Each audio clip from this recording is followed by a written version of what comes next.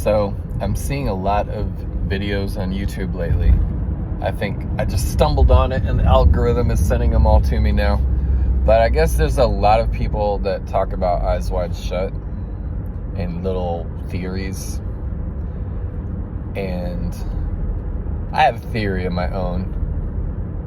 So I thought I would share. For one thing, I'm a huge fan of Stanley Kubrick. I've seen all of his movies, even the old black and white ones. And I always find something special in every single one. I always find a little touch of him in every single one, except Eyes Wide Shut. I get nothing from that movie. I like nothing about that movie. I don't see any Kubrick in that movie at all. I don't even know what it is. I'll tell you what I do see in Eyes Wide Shut, and this is my theory that I mentioned. And I'm not saying Stanley Kubrick did not direct that movie, but I think he was trying to direct a Roman Polanski movie. I think he was doing an actual homage to Roman Polanski making that movie, because if you've seen Roman Polanski movies, and for example Frantic with Harrison Ford, or The Ninth Gate with Johnny Depp, those are a couple examples. Eyes Wide Shut is that kind of movie, right? Kind of a hapless white guy in some kind of poorly defined danger, running around a city, meeting with thugs, kind of trying to figure out his next moves. That's what Eyes Wide Shut is. And there's nothing interesting about it, because it's all on the surface. And everyone that comes on and says there's all kinds of hidden symbolism and hidden meaning, any symbolism in that movie is meaningless. It is a long buildup, an unpleasant buildup also. It's a long buildup to this big scene with the ceremony, and it is the most boring, irritating ceremony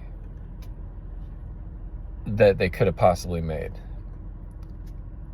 All those people in their robes. I mean, how much must it have cost just to make all those costumes, get all those people together in that big auditorium, and have them listen to this guy chant and wave a censer? I grew up Catholic, right? I've watched priests wave censers and incense and stuff like that. Whatever. Yeah, Eyes Wide Shut is empty. There's no hidden meaning. There's nothing deep about it. The only interesting question that movie raises for me is, when he comes home and the mask is on the bed, how did it get there? I think that's the one little creative touch to that movie that I like. In all other respects, it is a lot like other movies that came out of that time, like The Game, where it's all about the lighting. And like when you picture that movie, you're picturing these rooms that are dimly lit. Somehow the characters are lit up enough that you can see them, right? It's like an exercise in dark and soft lighting. Story-wise, okay, what is there to like? You don't like the couple. You definitely don't like the wife. The husband, Tom Cruise's character, is just kind of a blank cipher. You can't really like him because he's a blank cipher. Like, all you can tell about him is that he's upset and he's looking for something. That's it. There's nothing else to him. And then these encounters that he has, right? Like the costume store guy that tries to sell him his daughter. Okay, whatever. Obviously, he's not going to buy the guy's daughter. Nicole Kidman, her tirade at the beginning, where after their party, where she like reveals to him that she fantasized about some other guy, and that crushes him, that crushes his heart. That makes him a little bit sympathetic, because he was so unaware of how vicious his wife could be. And she just crushed his little heart. You know, you feel bad for him a little bit right there. But she is just a monster. She is just a ridiculous creature. And then this quest that this spurs him onto. You know what it's like? It's like the much later movie with Owen Wilson and Jason Sudeikis called Hall Pass, which was a boring movie about two guys whose wives give them a weekend pass where they can go do whatever they want. And you know what? They just walk around. They don't find that there's anything really for them to do. And that's what this movie is. Tom Cruise basically, decides he's giving himself a pass and he's going to go out and he's going to find some sexy fun, and he doesn't. He doesn't find any fun. He doesn't find anything that he could do that could even make his wife mad. The first thing that happened that made her mad shouldn't have made her mad. She was just being ridiculous. So Tom Cruise, he doesn't find anything. He goes out there, he just stumbles upon some sick, boring sex cult that apparently kills people. Okay. There's nothing to ruminate on about that. There's nothing, people obsess over that. There's nothing there. It's just a stupid, creepy sex cult that kills people. It's not interesting. And I gotta say, I like the little moment where the mask is on the bed just because it raises questions. But there are other parts in this movie that I dislike so much. I don't like Nicole Kidman's tirade. I don't like the people on the street that call him gay slurs. I don't like the costume shopkeeper and his daughter, who, you notice how some actors, they have a little point, a little era where they just pop up in a bunch of movies as side characters. That shopkeeper, I am not going to pronounce his name right because I don't know the right way, but it's Rade Sarabijika. And that's probably way wrong. But he was in a bunch of movies around that time. A lot of time as the villain, a lot of time as a supporting character. He was in a bunch of stuff. And his daughter, she was in, there's two things I know her from besides this movie. And that is Spider-Man. She lived down the hall from Tobey Maguire's Peter Parker. And she was on an episode of The Shield, where she played a prostitute. Now, I hope that her career has gone well. I'm saying the only roles I know her from were minor roles that I think were kind of thankless. So, yeah, that shopkeeper guy, he feels like he's only in there because it was his era to be a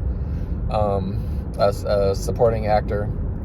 And I think he had some manager that was just throwing him into every single movie. I believe he's Yugoslavian. So,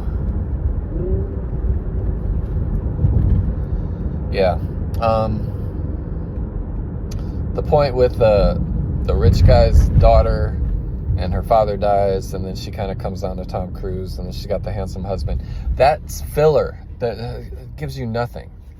That gives you nothing. When you finally get this crazy ceremony that the piano player told him about, and you think, well, maybe this will be interesting at least, and it is the exact opposite of interesting. Stupid red cloak guy with the censer and all the people standing around in, perfectly still. Yeah. I can see where because it's like the original novel is called like a novel of a dream or something like that in French. I can see where that would be a dream you could have, where you end up in some strange place, everyone's wearing masks, and everybody somehow knows that you don't belong there. Okay, I get that could be a dream, but this sequence was not dreamlike. It was very plodding, it was very dull, it was very boring. Yeah, And then you get little glimpses of people walking around naked in masks after that at the, at the party. It's not that sexy. It's not that fun. It's not that interesting. If I were him, I would want to leave. And what I hate the most about the movie, though, is that the girl that gets him out of the party, the girl that offers herself in his place, dies. And I hate that. I hate that because that is such a waste. That's a waste of actual character. Shoot, honest to God, you could remake the whole movie about her. It would be an interesting movie about her life. Going to the first party, ODing, getting brought back. Tom Cruise saves her, as she goes on her way to the party. The idea that they killed that character infuriates me. That's such bad storytelling. That does no kind of a service to that person. I don't like the movie. I've never liked it. It's the one Stanley Kubrick movie that I don't see any Stanley Kubrick touches in at all. And like I say, it is more of a Roman Polanski movie than a Stanley Kubrick movie. So much more so that I feel like that might have been deliberate. But we will never know. We won't ever know. Now, this theory that the daughter is abducted at the end, no, I don't buy it, because that's a pretty important thing to happen. It wouldn't just be something in the background that nobody even paid attention to. I don't buy it. The whole thing at the end is that stupid conversation. There were stupid conversations at that time in the movies too that you guys might not remember. There's two others I can think of. The end of Sliver, where Sharon Stone, I don't remember what she says to the guy. I think she says to him, "Get a life," and then they roll credits. And then The Temp, that had Timothy Hutton and Lara Flynn Boyle. And I think it ends with him saying, "You're fired." Roll credits. Right? That's what this was. That's all that final scene is. It's Eyes Wide Shut is a bunch of bad tropes from that era. The lighting, which is not bad, but it's very dated. That bad final conversation that's stupid. Having Rade Sarabijika in it. Yeah. Those are all tropes from the era. All in all, Eyes Wide Shut is an uninteresting movie. I think it was a bad experience for everyone involved with it, except maybe Alan Cummings, who seemed to have fun as the bellboy. Yeah, it's really just too bad. But to all the conspiracy nuts, I just say nah.